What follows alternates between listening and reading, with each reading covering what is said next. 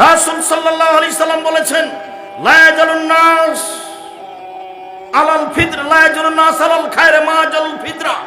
মানুষ ততদিন পর্যন্ত কল্যাণে থাকবে যতদিন তাড়াতাড়ি ইফতার করবে। মানুষ ততদিন পর্যন্ত কল্যাণে থাকবে যতদিন মানুষ তাড়াতাড়ি ইফতার করবে। লা ইয়াজালুদ দিন জাহেরান, দিন ততদিন পর্যন্ত জয় থাকবে যতদিন পর্যন্ত মানুষ তাড়াতাড়ি ইফতার করবে। 1 মিনিট। বিজ্ঞাপন, পোস্টার, লিফলেট যাতে সবচেয়ে আগে ইফতারের টাইম দেওয়া আছে তার হাফ মিনিট আগে আপনি ইফতার করবেন। যত আগে দেওয়া আছে যেটাতে সব আগে, আপনি তার হাফ মিনিট আগে। কথা বুঝেননি? তাহলে আপনারটা রাসূলের কথার সাথে মিল খেলো, তাড়াতাড়ি।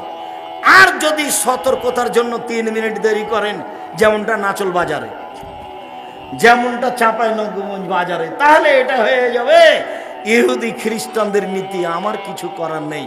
আল্লাহ রাসূল বলছেন, ইন্নাল ইয়াহুদা ওয়ান নাসারা ইউআখিরুনা, ইহুদি খ্রিস্টানেরা দেরি করে ইফতার করে। সতর্কতার কিছু বলেছি।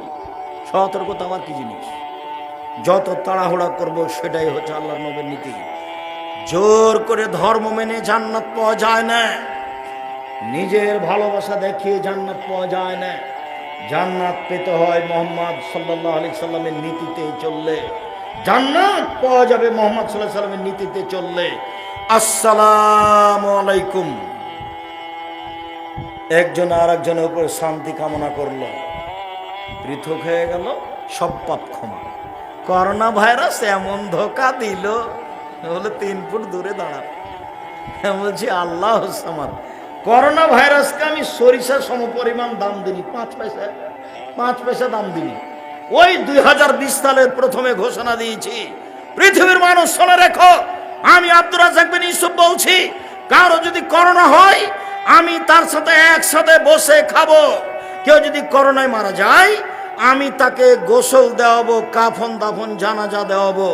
এতে যদি আমার করোনা হয়ে যায় তাহলে আমি বলবো না এর কারণে হয়েছে, আমি বলবো পৃথিবী সৃষ্টির 50,000 বছর পূর্বে আমার ভাগ্যে লেখা হয়েছিল যে তোমাকে করোনা ধরবে, তাই ধরেছে। অল্প দিন বাঁচতে এসে শিরক করে আমি বাঁচতে রাজি নই। মাস্ক আমি করোনার জন্য লাগাবো না। এখন লাগান, এই যে ধুলাবালি আছে এখন লাগিয়ে রাখেন।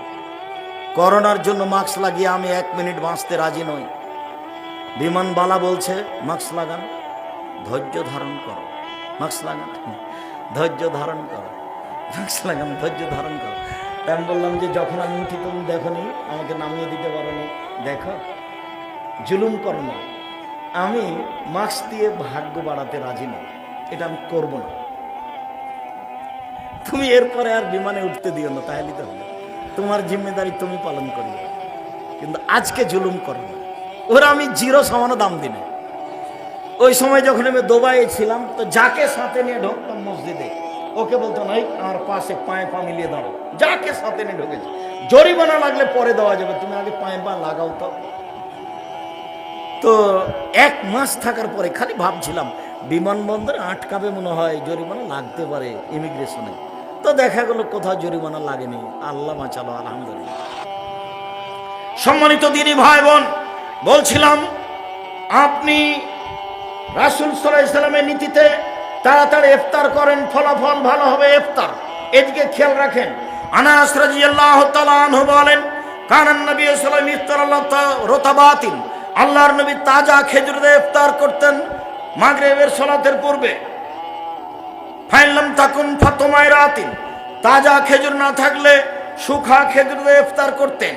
ফাইলাম তাকুন তোমাইরা ফাহাসা হাসাওয়াতিন মিন মাইন, পানি না থাকলে কয়েক অঞ্জলি পানি নিয়ে পান করে তিনি ইফতার করতেন। উল্লেখ্য যে তাজা খেজুর দিয়ে ইফতার করা সুন্নাত, না হলে শুখা খেজুর দিয়ে ইফতার করা সুন্নাত।